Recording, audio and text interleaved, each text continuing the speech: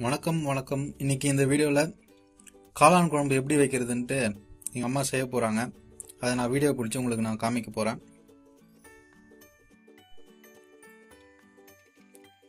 Cut பண்ணிக்கினே இருக்கணும்.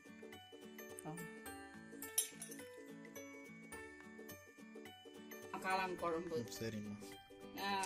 அதுக்கு அரைக்கிறதுக்கு இது எவ்வளோ காளான்? இது ஒரு பாக்கெட்டு, ஒரு பாக்கெட் கடையில் விற்கிறது. இப்போ கடையில் விற்கிறது. அப்புறம் வெங்காயம், தக்காளி, பூண்டு, பச்சை மிளகா, கருவேப்பிலை, கொத்தமல்லி தழை. வெங்காயம் எத்தனை வெங்காயம் போட்டீங்க? 3 வெங்காயம் போட்டேன். இரும கிட்ட காமிங்கம்மா. 3 வெங்காயம். தக்காளி எத்தனை? 1. ஒரு தக்காளி எவ்வளோ தண்ணி இருக்கு? ஆமா, பெரிய தக்காளி. பூண்டு எத்தனைம்மா? ஒரு 10 பல்லு பூண்டு இருக்கும். ஒரு பூண்டுல அது வருமா? ஒரு 20-15 கூட இருக்கும். இது கொத்தமல்லி எவ்வளோ? சுமார் 2-3 கொத்து. கருவேப்பிலை ஒரு 2 கருவேப்பிலை, 2 கொத்து. மிளகா 2. அதாவது ஒரு 4 கட் பண்ணிக்கிட்டேன். ஆமா, நான் நீட்டா இருந்து 4 கட் பண்ணிட்டேன். வெங்காயம் எத்தனை சொன்னீங்க? 3. ஒரு தக்காளி. 3 வெங்காயத்தை நீட்டா கட் பண்ணிக்கிறீங்களா? ஆமா, ஒரு தக்காளி. அப்புறம் முந்திரி பயிர் எத்தனை? ஒரு 10. அப்புறம் எண்ணெய் வேணும். எண்ணெய். இது ஜீரகமா? பெருஞ்சீரகம். மிளகாத்தூள், மஞ்சத்தூள், பூண்டு பேஸ்ட் அரைச்சி வச்சுக்கிறது. இஞ்சி பூண்டு பேஸ்ட் கடையில் வாங்கினது இல்லை நீங்களே அரைச்சிங்களா? நானே அரைச்சது. எண்ணெய் போட்டுக்கிறேன், நல்லெண்ணெய். 5 ஸ்பூன் எண்ணெய் போட்டுக்கிறீங்களாம்மா? ஆமா. பெருஞ்சீரகம் 1 ஸ்பூன்.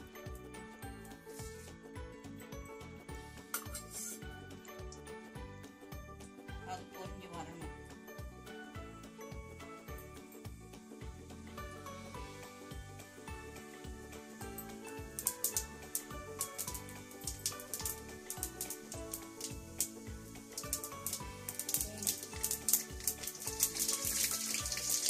பொரிஞ்சு வரப்பவே பூண்டு போட்டுருங்க.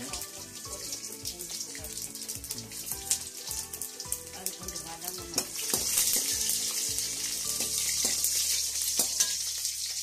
வெங்காயம் போடணும்.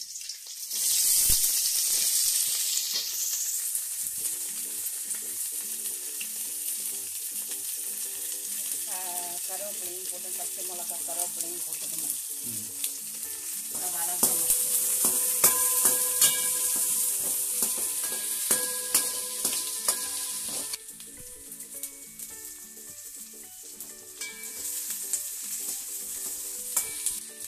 தக்காளி, பச்சை மிளகா, தக்காளி, வெங்காயம், பூண்டு. முதல்ல தக்காளி போடாமல் கொஞ்சம் நேரம் வதக்கிட்டு அது லைட் கொஞ்சம் வதங்கினதுக்கப்புறம் தக்காளி போடணும். ஆமாம், தக்காளி போடணும். கொத்தமல்லி அப்படியே வச்சுக்கோங்க. ஆமாம்,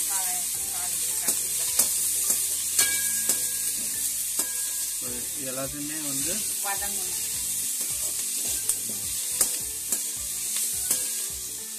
இந்த எண்ணெய் வேணா போட்டுக்கலாம். தேங்காய் எண்ணெய் போட்டா பிடிச்சவங்க போட்டுக்கலாம்.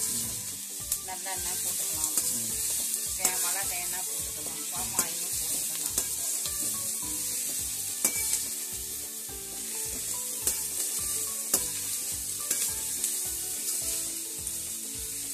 கோல்டு கலர்ல வர வரைக்கும் வதங்கணுமா வெங்காயம்?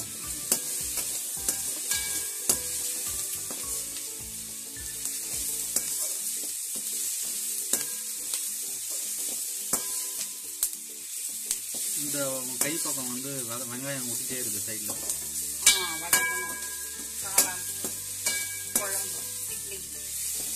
இட்லி தொட்டு சாப்பிட்றதுக்கு காளான் குழம்பு செஞ்சுட்டு இருக்கீங்க, கரெக்டாம்மா?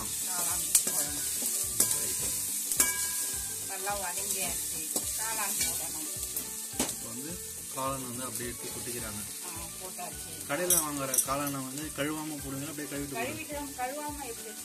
நல்லா கழுவிட்டு கட் பண்ணிக்கிறீங்க. அதில் உப்பு, மிளகாய், மஞ்சத்தூள் எதனா போட்டு ஊற வைப்பீங்களா? அதெல்லாம் எதுவும் கிடையாது. சாதாரணமாக அதில் 2-3 தடவை கழுவிட்டு உப்புலாம் எதுவும் போட்டு ஊற வைக்கல. வெறும் காளான் தான் கட் பண்ணி போட்டு அப்படியே பண்ணுறது. இந்த காளான் வதங்க அப்படியே சைஸ் அப்படியே சின்னதாயிடும்.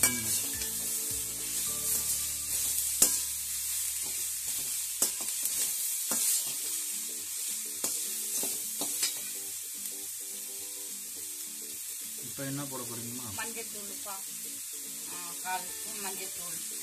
ஒரு குட்டி ஸ்பூன்லேயே பாதி போடுறீங்க. பாதி. சாம்பார் மிளகாத்தூள். மிளகாத்தூள் அது ஓகே. 2 ஸ்பூன். 2 ஸ்பூன் மிளகாத்தூள் போட்டுக்கிறீங்க.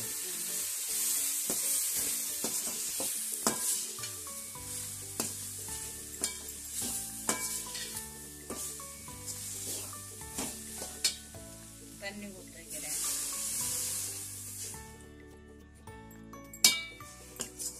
இன்னும் சுத்தமாக சத்தம் போட்டு கீழே அடுப்பு எரியுது. அடுப்பில் சரி தண்ணி ஊற்றுன்னு பார்த்தோம்.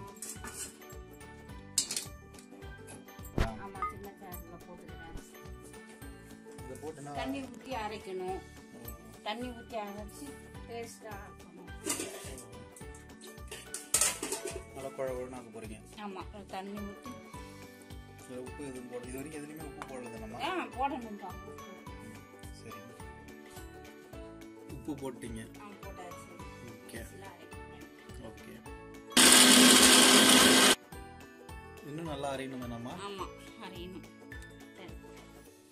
அதே நேரத்தில் இங்கே குழம்பும் வந்து கொதிச்சிட்டு இருக்கு. கொதிக்குது. இந்த மசாலா வாசனைலாம் போகிற அளவுக்கு கொதிக்க வைக்கணுமாம்மா? ஆமாம், நல்லா குழம்பு கொதிக்கணும். கெட்டியாக வரணும் குழம்பு. ஒரு கொச்சா பிறகு இறக்கணும். இஞ்சி பூண்டு பேஸ்ட் போட போகிறேன்.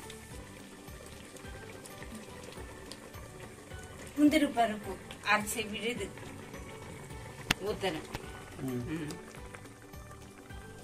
முந்திரி பருப்பு அரைச்சதை ஊற்றிட்டீங்க. ஊற்றியாச்சு. கொஞ்ச நேரம் கொதிக்க விடணும். இன்னும் நல்லா கொதிக்க விடணும். ஒரு 5 நிமிஷம். கொத்தமல்லி தழை போடுறேன். போடுங்கம்மா. கடைசியாக வந்து கொத்தமல்லி தழை போட்டுறீங்க. இது போட்டிங்கன்னா நல்லா வாசனையாக இருக்கும். வாசனையாக இருக்கும். ஸ்டவ் ஆஃப் பண்ணிட வேண்டியதுதான். ஒரு ஸ்பூன் நெய், அவ்வளோதான். இப்போ காளான் குழம்பை வந்து ஒரு பாத்திரத்தில் எடுத்து ஊற்றி வச்சுட்டாங்க. கடைசியாக டெக்கரேஷனுக்காக கொஞ்சம் கொத்தமல்லி மேலே போட்டுக்கிறாங்க. காளான் நல்லா அழகாக மிதக்குது, நல்லா வாசனை அடிக்குது. நீங்களும் இந்த மாதிரி ட்ரை பண்ணி பாருங்கள். ட்ரை பண்ணி பார்த்துட்டு நம்ம கமெண்ட் செக்ஷனில் போடுங்க. இந்த காளான் குழம்பு இட்லிக்கு அப்புறம் தோசைக்கு நம்ம தொட்டு சாப்பிட்லாம். சாதத்தில் போட்டு சாப்பிட்லாமாம்மா? சாதத்துலேயும் நம்ம போட்டு சாப்பிட்லாம்.